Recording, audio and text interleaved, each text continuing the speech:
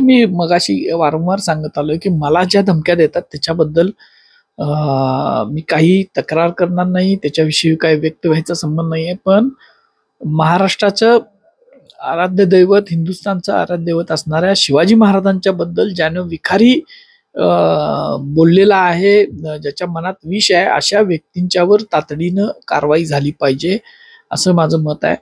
आता जे कोण वैद्य नावाचा व्यक्ती आहे त्यानं कशा पद्धतीनं कमेंट्स त्या बोल व्हिडिओ चॅनेलवर सुद्धा ह्याच्यावर मला एका मित्रानं आत्ताच पाठवलंय की अत्यंत विषारी विखारी आपली वर्णवर्चस्ववादी मनोवृत्तीची काही मंडळी महाराष्ट्रात आहेत, असं या सगळ्या ह्याच्यावरून दिसतं. पण ह्याला पायबंद घातला पाहिजे. महाराष्ट्रानं पुन्हा एकदा हे जागृत झालं पाहिजे, असं या निमित्तानं मला वाटतं. आपण पुढे तक्रार वगैरे काही पोलिसात करणार आणि मुख्यमंत्र्यांना काय सांगणार?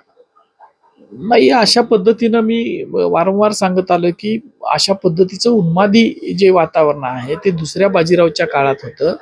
वर्णवर्चस्ववादी वृत्तीतून एक उन्माद तयार होतो आणि त्या उन्मादातून हे सगळं चाललेलं आहे.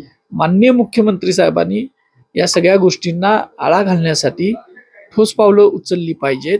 ज्या व्यक्ती अशा पद्धतीनं व्यक्त होत आहेत त्यांच्यावर कारवाई केली पाहिजे. खरं तर प्रशांत कोराडेवर गुन्हा दाखल झाल्यानंतर तो संरक्षण मिळाला, मात्र तो आता फरार असल्याची माहिती आहे. काय नेमकं तुमची पोलिसांची बोलणं झाले याबाबतीत? नाही, माझं याच्या बाबतीत काय, मला कुणी पोलिसांनी संपर्क केलेला नाही. मीच काल गेलेलो होतो की माझा जे काय माझ्याकडचं रेकॉर्डिंग आहे ते तुम्ही घ्या, त्याचा फ्लॉरेन्सिक काय तो असतो तपास काय म्हणतात त्याला, तो सगळा करा आणि सत्य काय ते लोकांसमोर येईल. त्याच्यामुळं आता त्याला अटक का होत नाही, तो फरार का आहे आणि इतके दिवस कसा फरार राहू शकतो, हा एक प्रश्न माझ्या मनात आहे.